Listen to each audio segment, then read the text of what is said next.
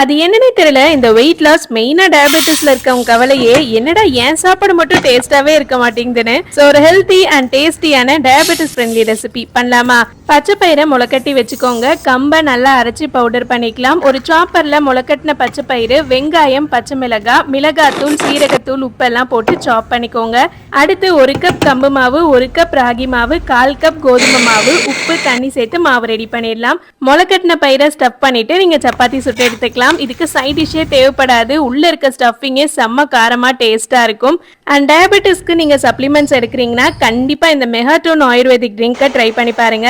நாவப்பழம், மஞ்சள், நெல்லிக்காய்னு எல்லாமே organic ingredients தான் யூஸ் பண்ணிருக்காங்க. 1 லேக் மேல கஸ்டமர்ஸ் இவங்க கிட்ட வாங்கிட்டு இருக்காங்க. அண்ட் மெயினா அமேசான்ல டயபெட்டிஸ் கேட்டகரியில இவங்க தான் பெஸ்ட் செல்லராகவும் இருக்காங்க.